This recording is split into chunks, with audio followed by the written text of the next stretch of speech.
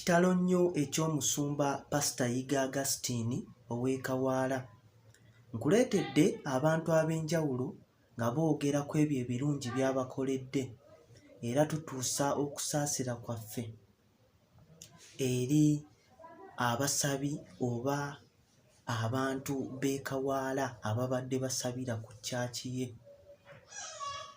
Kitalo nnyo, kitalo ddala.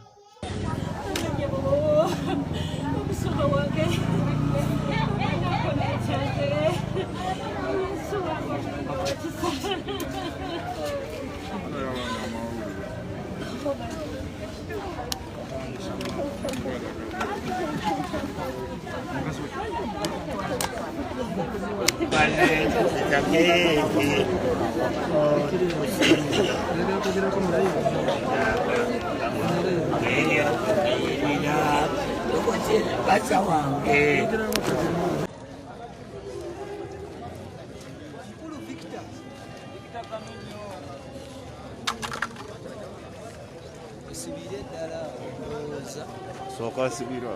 Osoke osibireko awo ssebo mukama waffe.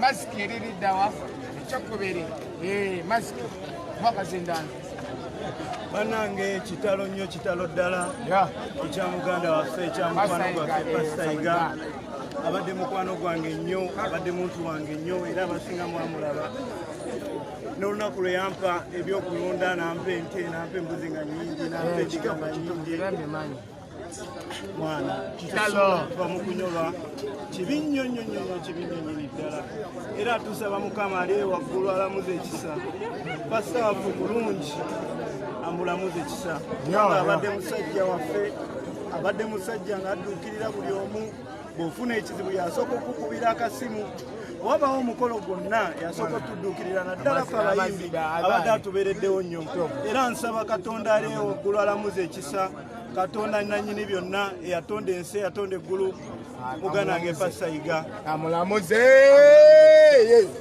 ekisa amazima kaliwatu kakati bado omugala ko machina yenga okutandika nange emeko kyeneekolerawo ng'omuvubuka ate nga tawadde nze nzekka era ayambye abantu abalala bangi nnyo nnyo nnyo mu ggwanga lino so kyannaku nnyo kyakunyolwa kungi nnyo pasita waffe okufa nze tewawadde omukolo gwera wano ekyaki ya pasita nesijja tekisoboka wano wembadde nsookera so fena fena abadde atulinayitinga kyannaku nnyo pasita okufa kyendiva seerabidde pasita oyo yantandikira faamu yampa ente nampa embuzi nyingi nampa endiga nga nyingi yanjagaliza kwegamba yanjagaliza nampayo n'akasente nagamba oyinza okubeera awo ng'ate tolina zigenda kukola faamu nezino zikola so pasita abadde mukwano gwange nnyo. Wasembayo okwogerako naye ddi? Pasita nasembayo okwogerako naye zaali wiikisi nga bbiri emabega bwe najja wano ne musanga atudde awo sibbanga ddene mabega ne musanga atudde awo ne mubuuzaako era ng'ali fayini nagamba ogamba otya muganda wange omu naye pasita adde ampita kyaliwe ne musanga nagamba mu luyaaye kyekiriwo kyali wange kiri kityeyo ne mugamba ndi bulungi kyali wange ne mwana saawe n'okuba nga sisamulabako byannaku nenyumiza kyakwisa kityo kubanga basooka ne bamulekako okwasa ne bagamba byakira ate saawa zinene kyakwisa kityo ekintu ekyo kyampa kusa kyampa kusa nnyo nenkubira buli omu nenkubira Regani nenkubira buli omu nemukubira nemubuuza pasita ali atya so ne baŋŋamba pasita akyali mulamu nenge kiposinga ne ku Facebook ne baga mwana mujje olumanza mmwe pasita wange akyali mulamu sumba wange akyali mulamu naye kyennaku ennyo ate olwaleero be bantu bemu benzizemu okubira ne baŋŋamba ataafudde so kibadde kyakunyolwa kw'amaanyi jo nabadde tololo ankubidde essimu Regani nabadde tololo nemugamba okakasa emmotoka nenjivugirawo Betololo paka Uganda paka wano Kampala okujja okukakasa n'okulaba mwagendako ku ddwaliro ne mumukyalirako okunga mudde tubadde tugendayo era tubadde tubabuuza naye ne batugamba ajja kubeera bulungi. Sijja kulimba nti kino naye kyembadde mmanyi abadde tali bulungi. Alhamdulillah mulamuzi kisa.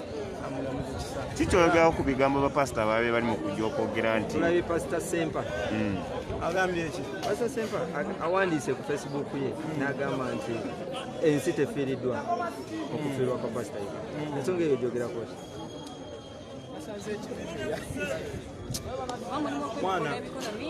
Mwana mu nsi muno Katonda tewali gwe yatonda nga talina kigendererwa. Buli muntu mu nsi alina ekigendererwa era oyo yamutonda naye era aba afiiriddwa omuntu oyo bw'aba agenze. So omuntu wakeera ku makya n'agamba nti omuntu yenna afiiridde bwereere then aba muntu mubi nnyo.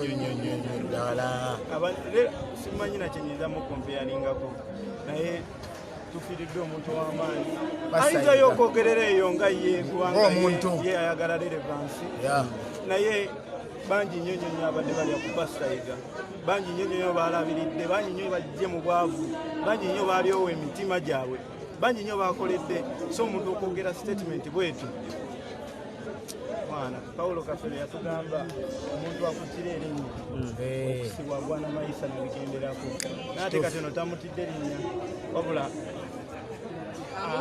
avodde omwoyo gw'omugenzi. So kati simanyi Katonda yaba musalira kyamusalidde naye nga byonna Mukama waffe alamuze ekisansaba alamuze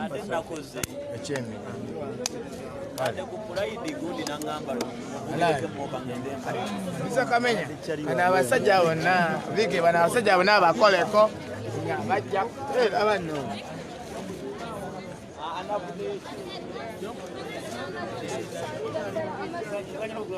kyekyo bindako bajja abalala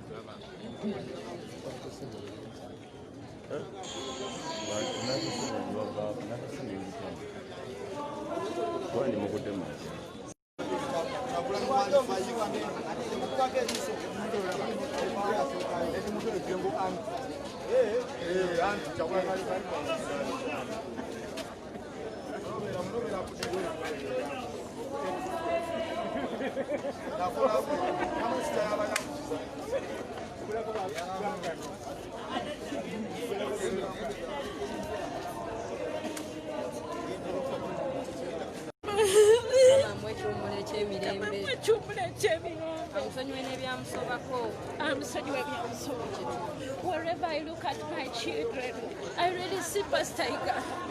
Kyra is so amusing. I have 3 children. I have Akram. No. I have 3 children. I was static like that. But remember to know what bansanyusa musumba wange ne muwekitiibwa mukama Katonda amukoze mirembe omwoyo gwagulamuza ekisa ebyamusobako abisonyiwe.